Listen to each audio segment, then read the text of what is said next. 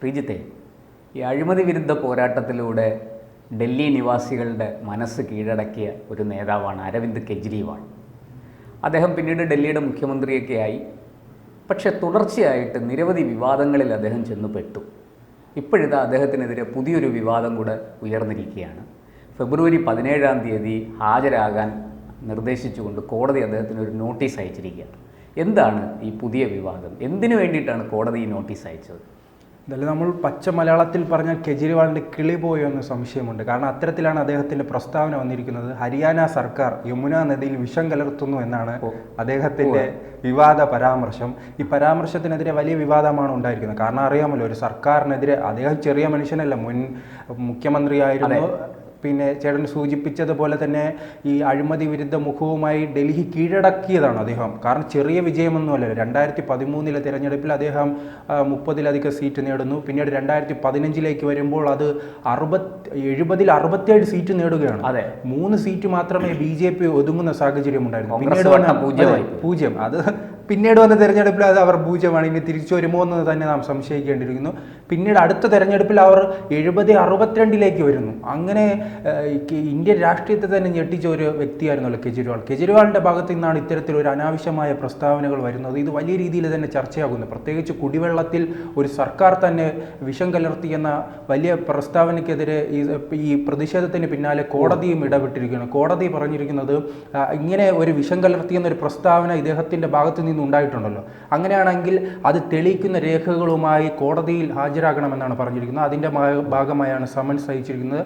ഫെബ്രുവരി 17 അദ്ദേഹം ഹരിയാനയിലെ കോടതിയിൽ ഹാജരാകണമെന്നും കോടതി ആവശ്യപ്പെട്ടിട്ടുണ്ട്.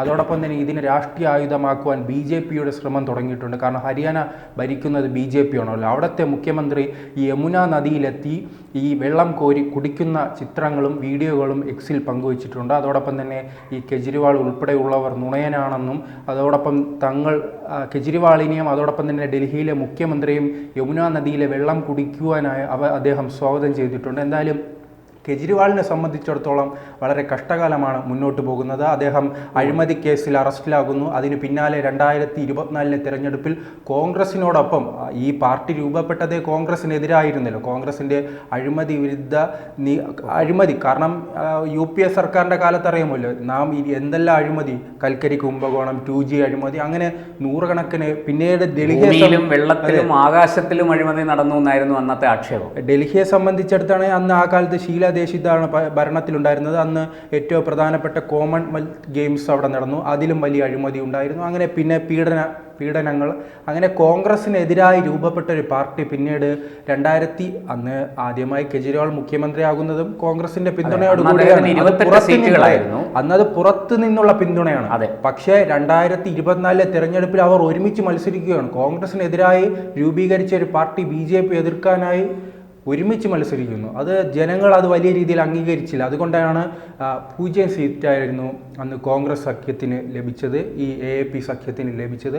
അതിനുശേഷം അതിനു മുൻപ് തന്നെ അദ്ദേഹം 6 മാസത്തോളം അറസ്റ്റിലാകുമ്പോഴും അദ്ദേഹം ഇപ്പോൾ പ്രതീക്ഷിച്ചിരിക്കുന്നത് ജനങ്ങൾ അംഗീകരിക്കുകയാണെങ്കിൽ വലിയ വിജയത്തോടു കൂടി തന്നെ മുഖ്യമന്ത്രിയാകാമെന്നാണ് അദ്ദേഹം വിചാരിക്കുമ്പോൾ ഇനി എന്തായാലും ഈ കേസുമായി ബന്ധപ്പെട്ട് അദ്ദേഹം അകത്തു പോകുമോ എന്നും സംശയം. ഈ കേസിൽ മറ്റൊരു പ്രധാന വിഷയം കൂടി അതിനകത്തുണ്ട്, മറ്റൊരു പ്രധാന ഡെവലപ്മെൻറ്റ് കൂടി അതിലുണ്ടായിട്ടുണ്ട്. അതായത് തെരഞ്ഞെടുപ്പ് കമ്മീഷനും കെജ്രിവാളിന് നോട്ടീസ് കൊടുത്തിരുന്നു. എന്താണ് താങ്കൾ ഇത്തരത്തിലൊരു ആക്ഷേപം, ഒരു ആരോപണം ഉന്നയിക്കാൻ കാരണം? ഈ യമുനയിൽ ഹരിയാന സർക്കാർ വിഷം കലർത്തുന്നു എന്നുള്ള ആക്ഷേപത്തിന് പുറകിലെ രഹസ്യം എന്താണ്? ദയവായിട്ട് അത് വെളിപ്പെടുത്തണം എന്ന് പറഞ്ഞ് നോട്ടീസ് കൊടുത്തിരുന്നു. ഇതിൻ്റെ തെളിവുകൾ ഹാജരാക്കാൻ നിർദ്ദേശിച്ചിരുന്നു. പക്ഷേ അദ്ദേഹം സമർപ്പിച്ച തെളിവുകളും ഈ അദ്ദേഹം ഉന്നയിച്ച ആരോപണത്തിൻ്റെ പുറകിലെ വസ്തുതകളെന്ന് പറഞ്ഞ് അദ്ദേഹം സമർപ്പിച്ച കാര്യങ്ങളൊക്കെ വളരെ ബാലിശമായിരുന്നു. തെരഞ്ഞെടുപ്പ് കമ്മീഷൻ അത് തള്ളിക്കളഞ്ഞു. എന്നിട്ട് കെജ്രിവാളിനോട് പറഞ്ഞു, ഇത് പോരാ, കൃത്യമായ തെളിവുകൾ, ഈ നമ്മൾ പറയാറുള്ള കോൺക്രീറ്റ് പ്രൂഫ് എന്നൊക്കെ പറയുന്ന മാതിരി കൃത്യമായ തെളിവ് കൊണ്ടുവരണം, ഇല്ലെങ്കിൽ ഇതിനെതിരെ നടപടി ഉണ്ടാകും എന്ന് തെരഞ്ഞെടുപ്പ് കമ്മീഷനും. അദ്ദേഹം ഒരു MLA കൂടിയാണല്ലോ. കാരണം അതെ, ഇങ്ങനെ ഒരു വലിയൊരു ഇന്ത്യയിലെ തന്നെ ഒരു പ്രധാനപ്പെട്ട രാഷ്ട്രീയ നേതാവിന്റെ ഭാഗത്തു നിന്നും ഇത്തരം ഒരു ഭരണകൂടത്തിനെതിരെയാണ് അദ്ദേഹത്തിന്റെ വിമർശനം. കാരണം ഒരു ഭരണകൂടം മനഃപൂർവ്വം അതും രാജ്യ തലസ്ഥാനത്തെ ജനങ്ങളെ അപകടപ്പെടുത്തുന്ന വിധത്തിൽ യമുന നദിയിൽ വിഷം കലർത്തുന്നു എന്ന് പറഞ്ഞാൽ അത് ഒരു ചെറിയ കാര്യമല്ല, ഒരു ചെറിയ ആക്ഷേപമോ ഒരു ചെറിയ ആരോപണമോ അല്ല. ഇനി ചിലപ്പോൾ അതിലൊരു രാഷ്ട്രീയപരമായ പക്വത കുറവായിരിക്കുമോ ഇത്തരം വിമർശനങ്ങൾ? അത് അല്ല, അദ്ദേഹം മറ്റെന്തോ ഉദ്ദേശിച്ച്, രാഷ്ട്രീയമായ ലാഭം ഉദ്ദേശിച്ച് തന്നെ ചെയ്തതാണ്. അതെ, തെരഞ്ഞെടുപ്പ് കാലത്ത്. പക്ഷെ അത് BJP ഇത്ര വലിയൊരു ആയുധമായിട്ട് തിരിച്ചു പ്രയോഗിക്കുമെന്ന് വിചാരിച്ചില്ല. ഇതൊരു ബൂമറാങ് പോലെ ആയിപ്പോയി. അല്ലേ, ഞാൻ കണ്ടിട്ടുണ്ട് ഈ AAP സർക്കാർ അധികാരത്തിൽ വന്നതിന് ശേഷം ഹരിയാനയുമായി നിരന്തരം പ്രശ്നമാണല്ലോ. കാരണം ഈ അവിടുത്തെ വായുമലിനീകരണവുമായി ബന്ധപ്പെട്ടും അവിടെ ഹരിയാനയാണ് അദ്ദേഹം വിമർശിക്കുന്നത്. അങ്ങനെ ഈ എന്തെങ്കിലും ക്രിമിനൽ സംഭവം കുറ്റകൃത്യങ്ങൾ നടന്നാൽ അതിനും പരിഹരിക്കുന്നത് ഹരിയാന സർക്കാരാണ്. പക്ഷെ അവിടെ ഡൽഹിയിലൊരു വിഷയം എന്താണെന്ന് വെച്ചാൽ, ഡൽഹിയുടെ ഈ പറയുന്നത് പോലെ തെക്ക് പടിഞ്ഞാറൻ ഭാഗത്തൊക്കെ അല്ലെങ്കിൽ UPയുടെ അതിർത്തി വരുന്ന ആ ഭാഗത്തൊക്കെ, ഗാസിയാബാദ് പോലെയുള്ള സ്ഥലങ്ങളിലൊക്കെ വലിയ തോതിൽ, നോയിഡ, ഗ്രേറ്റർ നോയിഡ, അവിടെയൊക്കെ വലിയ തോതിൽ ഈ UPയിൽ നിന്നുള്ള ക്രിമിനലുകൾ വന്ന് തമ്പടിക്കുകയും, പണ്ട് അതായിരുന്നു അവസ്ഥ. അവർ ഡൽഹിയിൽ പെട്ടെന്ന് ഒരു രാത്രി അല്ലെങ്കിൽ ഒരു സായാഹ്നത്തിൽ ഡൽഹിയിലേക്ക് കടക്കും. ആ രാത്രി ഡൽഹിയിൽ ഒരുപാട് മോഷണമൊക്കെ നടത്തും, എന്നിട്ട് പിൻവാങ്ങും. ഈ പോലീസിന് ഇവരെ പിടിക്കാൻ സാധിച്ചിരുന്നില്ല. ഇപ്പോൾ ഈ യോഗി ആദിത്യനാഥിനെ പോലൊരു മുഖ്യമന്ത്രി UPയിൽ വന്നതിന് ശേഷമാണ് ഇത്തരം കാര്യങ്ങളൊക്കെ അവസാനിച്ചത്. അത് അവസാനിച്ചെന്ന് തന്നെ പറയാം. അപ്പോൾ മുമ്പ് അതൊക്കെ ഡൽഹിയിൽ നിർബാധം നടന്നിരുന്നു. നമുക്കറിയാം നിർഭയ കേസ് എങ്ങനെയാണ് സംഭവിച്ചതെന്ന് നമുക്കറിയാം. ആ കുറ്റവാളികളായ ചെറുപ്പക്കാർ ഏത് സംസ്ഥാനത്തുള്ളവരായിരുന്നു എന്ന് നമുക്കറിയാം. അപ്പോൾ ഇത്തരം കാര്യങ്ങളൊക്കെ ഹരിയാനയേക്കാൾ കൂടുതൽ UPയിൽ നിന്നാണ് ഇത്തരം ആക്രമണങ്ങൾ ഡൽഹി നേരിട്ടുകൊണ്ടിരുന്നത്. പക്ഷേ UPയെ ഒരക്ഷരം പറയാതെ കെജ്രിവാൾ നിരന്തരം ഹരിയാനയാണ് ആക്രമിച്ചിരുന്നത്. അത് കെജ്രിവാളിന് തന്നെ ഇപ്പോൾ തിരിച്ചടിച്ചിരിക്കുകയാണ്.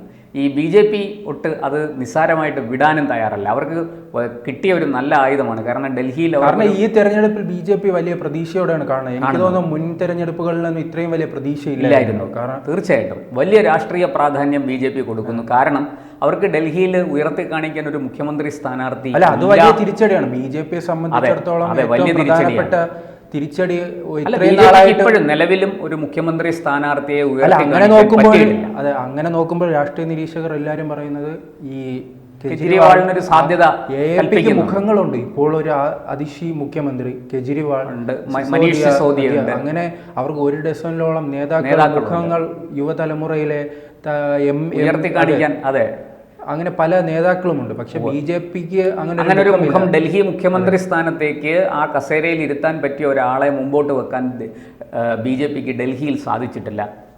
നമ്മൾ മനസ്സിലാക്കണം, ഒരു കാലത്ത് ഡൽഹി ഭരിച്ചിരുന്നത് BJPയാണ്. മദൻലാൽ ഖുറാനെയും നമ്മുടെ സുഷമ സ്വരാജിനെയും പോലെയുള്ള കരുത്തുറ്റ നേതാക്കൾ, പിന്നീട് ദേശീയ തലത്തിലേക്ക് ഉയർന്ന നേതാക്കൾ, അവർ ഡൽഹിയിലൂടെ വളർന്നു വന്നവരാണ്, ഡൽഹി രാഷ്ട്രീയത്തിലൂടെ വളർന്നു വന്നവരാണ്. പക്ഷേ ഇന്ന് BJP അങ്ങനെ ഒരു നേതാവിനെ ഉയർത്തി കാണിക്കാനില്ലാതെ വലിയ പ്രതിസന്ധി അവിടെ നേരിടുന്നുണ്ട്. ആ കാര്യത്തിൽ സംഘടനയ്ക്ക് കെജ്രിവാളിന്റെ ഏറ്റവും വലിയ അതാണ് കെജ്രിവാളിൻ്റെ ഏറ്റവും വലിയ വിജയവും അവിടെയാണ്. പക്ഷേ ഇപ്പോൾ കെജ്രിവാളിന് ഈ പ്രസ്താവന വലിയ തോതിൽ തിരിച്ചടിയായിരിക്കുകയാണെന്നാണ് ഞാൻ മനസ്സിലാക്കുന്നത്. ഡൽഹിയിൽ ഇനിയിപ്പോൾ തുടർ നടപടികൾ എന്തൊക്കെയാണ്, ഇത് BJP വലിയ തോതിൽ രാഷ്ട്രീയ ഒരു കൈവിട്ട കളി കൂടെയാണ്. ഇനി അങ്ങനെ എന്തെങ്കിലും സംഭവിച്ചാൽ, ഇങ്ങനെ ഒരു സംഭവം ഉണ്ടായാൽ ആരാണ് ഇതിന് ഉത്തരവാദിത്തം പറയുക? അത് വലിയ പ്രത്യാഘാതങ്ങൾ ഉണ്ടാക്കുന്ന ഒരു പ്രസ്താവനയായിപ്പോയി, ആരോപണമായിപ്പോയി. അദ്ദേഹം വെറുമൊരു രാഷ്ട്രീയ ആരോപണം മാത്രമായിട്ട് അതിനെ തള്ളിക്കളയാൻ സാധിക്കില്ല. അതുകൊണ്ട് തന്നെ അദ്ദേഹം ചോദ്യങ്ങൾക്ക് മറുപടി പറയേണ്ടിയിരിക്കുന്നു. നിയമപരമായ പ്രശ്നം കൂടി അതിനകത്തുണ്ട്. അല്ല, കോടതിയുടെ കൃത്യമായ ഒരു ഇടപെടൽ ഇതിലുണ്ടായിട്ടുണ്ടല്ലോ. കാരണം കോടതി ഫെബ്രുവരി 17 തന്നെ കൃത്യമായ രേഖ ഹാജരാക്കാൻ പറഞ്ഞിട്ടുണ്ട്. അങ്ങനെ രേഖ എന്താണ് അദ്ദേഹം കാണിക്കാൻ കഴിയുക എന്നതാണ് ഞാൻ നോക്കുന്നത്. നമുക്കും അത് കണ്ടു തന്നെ അറിയേണ്ടിയിരിക്കുന്നു. അദ്ദേഹത്തിൻ്റെ എന്തെങ്കിലും തെളിവുകൾ ഉണ്ടോ ഇല്ലയോ എന്നൊന്നും പുറത്ത് ആർക്കും അറിഞ്ഞുകൂടാ. എന്തായാലും ഡൽഹിയിലെ ദേശീയ മാധ്യമങ്ങളടക്കം ഈ വിഷയം വലിയ തോതിൽ ചർച്ച ചെയ്ത് വരുന്നുണ്ട്. നമുക്ക് കാത്തിരിക്കാം 17-ാം തീയതി എന്താണ് സംഭവിക്കാൻ പോകുന്നതെന്ന്. അതിനു മുമ്പ് ഏതാണ്ട് ഫെബ്രുവരി 8-ാം തീയതി തന്നെ ഡൽഹിയിൽ റിസൾട്ട് വരും. വോട്ടെടുപ്പ് 5-നാണ്, 8-ാം തീയതി റിസൾട്ട് വരും. ഇപ്പോൾ ഇതാ ബജറ്റ് സെഷൻ തുടങ്ങാൻ പോവുകയാണ് പാർലമെൻറ്റിൻ്റെ. ആകപ്പാടെ ഒരു എന്താ പറയണ്ടേ, ഒരു സംഘർഷാത്മകമായ ഒരു അന്തരീക്ഷത്തിലേക്ക് ഡൽഹി രാഷ്ട്രീയം ചെന്ന് നിൽക്കുകയാണെന്ന് മാത്രമേ നമുക്ക് ഈ അവസരത്തിൽ പറയാൻ കഴിയുള്ളൂ.